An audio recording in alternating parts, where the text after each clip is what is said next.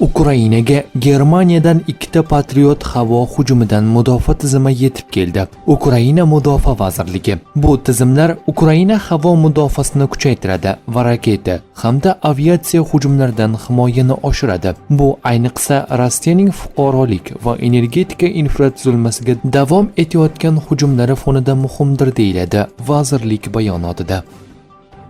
Putin Yangi yil tabrigida asosiy urg'uni deyarli 4 yildan beri davom etayotgan Ukrainaga qarshi urushga qaratdi. Vladimir Putin Rossiya qurolli kuchlari qo'mondonlari va askarlarini alohida tabrikladi. Rossiya prezidentining so'zlariga ko'ra, ular o'z vatani, haqiqat va adolat uchun kurashish mas'uliyatini o'z zimmasiga oladi. Prezident harbiylarni qahramonlar deb atadi va ularni so'zda ham, amalda ham qo'llab-quvvatlashga va'da berdi. Biz sizlarga va g'alabamizga ishonamiz deya ta'kidladi Rossiya prezidenti. Ukraina tinchlikni xohlaydi, ammo har qanday narx evaziga emas. Vladimir Zelenskiy. Ukraina prezidenti Vladimir Zelenskiy yurtdoshlarga yo'llagan Yangi yil murojaatida asosiy e'tiborni qariyb 4 yildan beri davom etayotgan mashaqqatli urushga qaratdi. Ukraina tinchlikni xohlaydi, ammo har qanday narx evaziga emas. Biz urushning tugashini xohlaymiz, ammo Ukrainaning tugashini emas. Biz urushdan juda ham charchadik, biroq bu taslim bo'lishga tayyorligimizni anglatmaydi. Shunday deb o'ylayotganlar qattiq adashadi deya ta'kidladi Ukraina yetakchisi.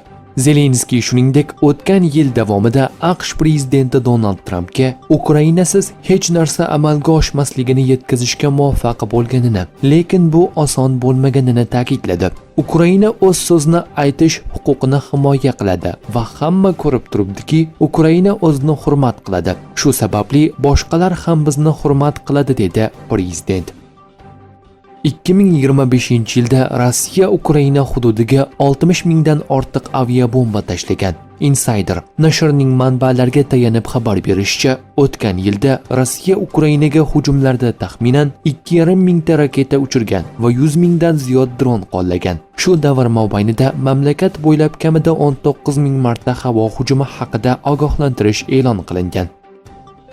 AQSh razvedka xizmatlari Ukraina Putin yoki uning qarorgohiga dronlar bilan hujum qilmagan degan xulosaga kelgan. Nashrning o'z manbalariga tayanib yozishicha, AQSh razvedka xizmatlari Kreml 29-dekabrdan beri da'vo qilib kelayotganidek Ukraina Rossiya prezidenti Vladimir Putinga yoki uning Valdaydagi qarorgohiga hujum qilishga uringan degan fikrni tasdiqlamagan. Xususan, AQSh markaziy razvedka boshqarmasi ham shunday xulosada. Rossiya tashqi ishlar vaziri Sergey Lavrov Ukraina dronlari Vladimir Putinning Valdaydagi qarorgohiga 91 ta dron bilan hujum uyushtirganini ma'lum qilgandi. Ammo bu bayonot berilganidan bir necha kun o'tib ham bu hujum chindan ro'y berganiga oid dalillarni taqdim etmadi. Ukraina prezidenti Vladimir Zelenskiy Lavrovning bayonotlarini Rossiyaning navbatdagi yolg'oni deb atadi va Moskva Kiyevdagi hukumat binolariga zarba berishga tayyorlanayotganini bildirdi.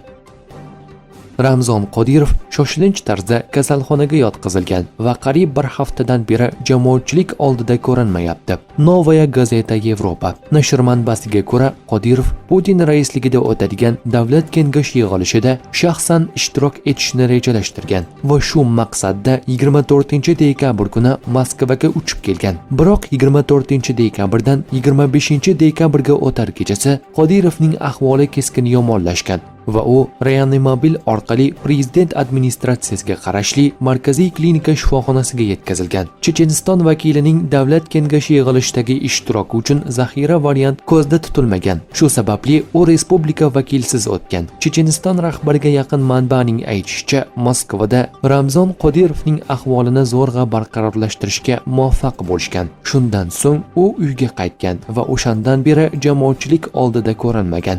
Avvalroq Novaya Gazeta Yevropa manbalariga tayanib, Qodirovning ahvoli tobora yomonlashayotgani haqida yozgan edi. Nashrning boshqa bir manbasi esa ijobiy yakun bo'lishiga deyarli umid yo'qligini aytgandi.